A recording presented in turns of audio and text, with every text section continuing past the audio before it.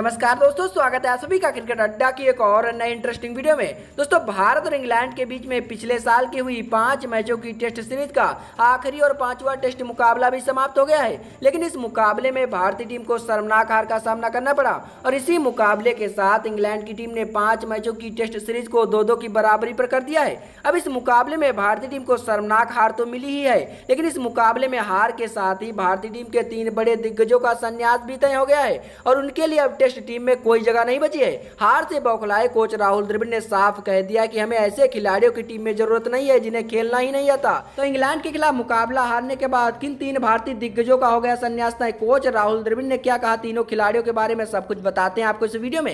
लेकिन उससे पहले नीचे कमेंट जरूर कीजिएगा कि क्या इन 3 खिलाड़ियों को टेस्ट टीम से बाहर कर देना चाहिए या फिर नहीं, कमेंट जरूर कीजिएगा। तो सबसे पहले हम आपको भारत और इंग्लैंड के बीच में खेले गए टेस्ट मुकाबले के बारे में बताते हैं, उसके बाद उन 3 खिलाड़ियों के बारे में बताते हैं जिनका संन्यास तय हो गया है। अब टीम इंडिया को यह टेस्ट मुकाबला बेहद आसानी से जीतना चाहिए था, तो टीम इंडिया बेहद शर्मनाक ढंग से मुकाबला हार गई, क्योंकि 374 रनों का स्कोर टीम इंडिया ने इंग्लैंड को जीत के लिए दिया था, लेकिन इंग्लैंड की टीम ने बेहद आसानी से इस लक्ष्य को हासिल कर लिया। अब वैसे तो इंग्लैंड की टीम चौथे ही दिन यह मुकाबला जीत गई थी, लेकिन 5वें दिन आते ही इंग्लैंड के बल्लेबाजों ने उसी अंदाज में रन बनाए। जॉनी विनेस्टो और जो रूट ने धमाकेदार बल्लेबाजी की, सीरीज 2-2 की बराबरी पर ला दिया। और तो वहीं कप्तान बेन स्टोक्स ने भी अपने प्रदर्शन से काफी खुश किया। अब इंग्लैंड की टीम को बड़ी और धमाकेदार जीत मिल गई। अब यह सीरीज टीम इंडिया को वैसे तो 3-1 से जीतनी चाहिए थी, क्योंकि भारतीय टीम पहले ही सीरीज में 2-1 से आगे थी, लेकिन चौथे और 5वें दिन इंग्लैंड के बल्लेबाजों ने करीब 5 की औसत से रन बनाए और भारतीय गेंदबाजों को कहीं टिकने का मौका ही नहीं दिया। अब भारत की हार में सबसे बड़ा हाथ भारतीय टीम के ओपनर बल्लेबाज शुभमन गिल का बताया जा रहा है।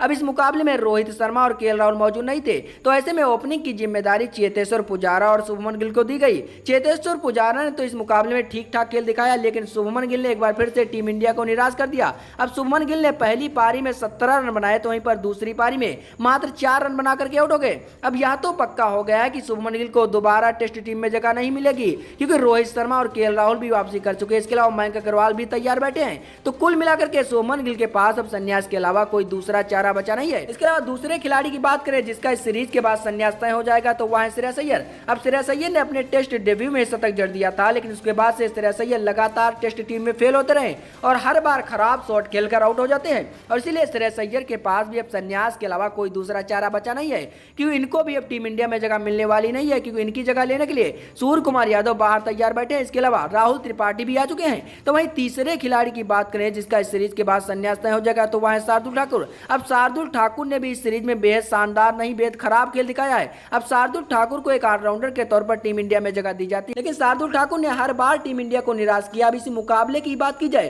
तो शार्दुल ठाकुर ना तो बल्ले से रन निकाल पाए, ना ही गेंदबाजी में कुछ कर सके।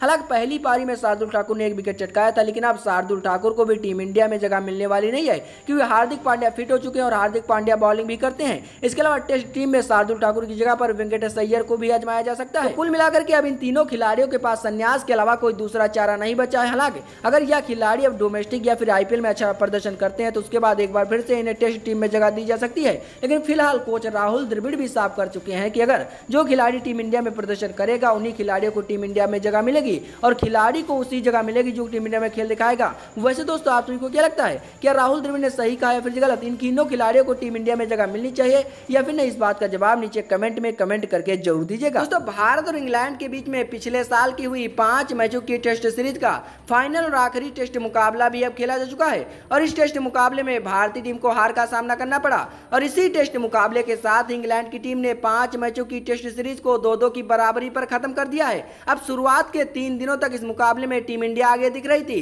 लेकिन 2 दिनों में खेल पलट गया और भारतीय टीम के हाथ से यह मुकाबला निकल गया। अब इस जीते हुए मुकाबले में भारतीय टीम को शर्मनाक हार मिलने के बाद भारतीय टीम के कोच राहुल द्रविड़ भड़क गए हैं और उन्होंने हार के 5 बड़े मुजरिम बता दिए हैं। हालांकि ऋषभ पंत और कप्तान जसप्रीत बुमराह की उन्होंने तारीफ भी की है। तो कोच राहुल द्रविड़ ने कौन से बताए हैं भारतीय टीम के हार के 5 बड़े कारण, सब कुछ बताते हैं आपको इस वीडियो में। लेकिन उससे पहले नीचे कमेंट जरूर कीजिएगा कि कोच राहुल द्रविड़ ने कितना सही कहा और कितना गलत, कमेंट जरूर कीजिएगा। अब दोस्तों, यह मुकाबला शुरू होने से पहले टीम इंडिया फेवरेट मानी जा रही थी। सभी को लग रहा था कि भारतीय टीम आसानी से इंग्लैंड की टीम को कुचल देगी और यह मुकाबला जीत लेगी और भारतीय टीम की इस मुकाबले में शुरुआत भी ठीक ठाक हुई थी। टॉस हारने के बाद जब पहले बल्लेबाजी करते हुए टीम इंडिया ने 416 रनों का विशाल स्कोर इंग्लैंड के सामने रख दिया था, तो वहीं इंग्लैंड की टीम अपनी पहली पारी में मात्र 284 रन ही बना सकी थी और भारतीय टीम को 132 रनों की बड़ी बढ़त पहली पहली पारी के आधार पर मिल गई थी। उसके बाद दूसरी पारी में भारतीय टीम की बल्लेबाजी थोड़ा लड़खड़ा गई थी। हालांकि 245 रन भारतीय टीम ने फिर भी बना लिए थे और इंग्लैंड के सामने जीत के लिए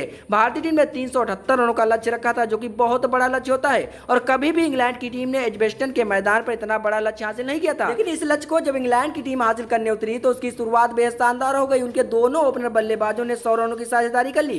हालांकि उसके बाद जसप्रीत बुमराह ने टीम इंडिया को वापसी कराई, उन्होंने 2 विकेट चटकाए। इसके अलावा एक जडेजा ने रनआउट भी किया, लेकिन उसके बाद बल्लेबाजी करने के लिए आए जॉनी वेनेस्टो और जो रूट दोनों बल्लेबाज खड़े हो गए और आउट होने का नाम ही नहीं लिया। जहां पर जो रूट ने नॉट आउट 142 रनों की पारी खेली तो वहीं पर जॉनी वेनेस्टो ने भी नॉट आउट 114 रनों की पारी खेली। कुल मिलाकर के इस मुकाबले में इंग्लैंड की टीम को 5वें दिन 7 विकेट से इस मुकाबले में जीत मिल गई और टीम इंडिया को हार का सामना करना पड़ा। अब इस मुकाबले में भारतीय टीम को इतनी शर्मनाक हार मिलने के बाद कोच राहुल द्रविड़ पूरी तरीके से भड़क गए। कोच राहुल द्रविड़ ने भारतीय टीम का हार का सबसे पहला और सबसे बड़ा कारण बताया भारतीय टीम की खराब बल्लेबाजी।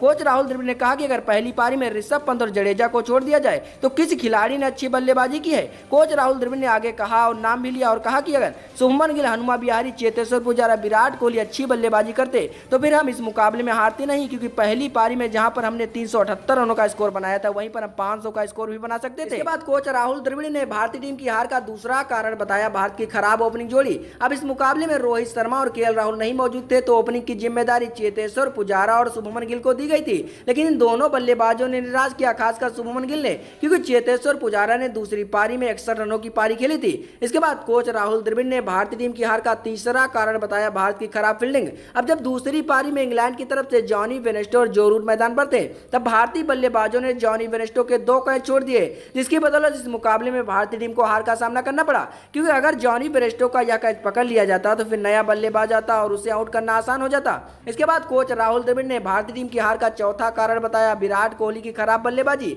अब राहुल द्रविड़ ने आगे कहा कि इस मुकाबले में हमें उम्मीद थी कि रोहित शर्मा और अजिंक्य रहाणे के ना होने पर विराट कोहली जिम्मेदारी लेंगे और रन बनाएंगे, लेकिन विराट कोहली ने दोनों पारियों में निराश किया। इसके बाद कोच राहुल द्रविड़ ने भारतीय टीम की हार का पांचवा कारण बताया भारत की खराब गेंदबाजी। पहली पारी में भारतीय गेंदबाजों ने अच्छी गेंदबाजी की थी, लेकिन दूसरी पारी में अगर कप्तान बुमराह को छोड़ दिया जाए तो बाकी सभी गेंदबाजों ने बेहद घटिया गेंदबाजी की, बेहद खराब गेंदबाजी की, चाहे मोहम्मद शमी हो, मोहम्मद सिराज हो या फिर शार्दुल ठाकुर। खासकर शार्दुल ठाकुर ने तो दोनों पारियों में बेहद खराब गेंदबाजी की। शार्दुल ठाकुर को पहली पारी में 1 विकेट मिला था। इसके अलावा शार्दुल ठाकुर ने इस मुकाबले में बेहद खराब खेल दिखाया है। अब इसके बाद कोच राहुल द्रविड़ ने आगे कहा कि हमें इस मुकाबले में हार का सामना जरूर करना पड़ा, लेकिन हमारे कुछ खिलाड़ियों ने इस मुकाबले में अच्छा खेल भी दिखाया, जैसे कि ऋषभ पंत, जहां पर पहली पारी में ऋषभ पंत ने 146 रनों की पारी खेली तो वहीं पर दूसरी पारी में भी अर्धशतक जड़ दिया। इसके अलावा विकेट कीपिंग भी शानदार की तो वहीं पर रविंद्र जडेजा ने भी शानदार बल्लेबाजी की और शतक जड़ा। इसके अलावा कप्तान बुमराह ने भी इस मुकाबले में शानदार खेल दिखाया, कप्तानी भी शानदार की। वैसे दोस्तों आपके हिसाब से कोच राहुल द्रविड़ ने कितना सही कहा और कितना गलत, नीचे कमेंट में अपनी राय जरूर दीजिएगा। दोस्तों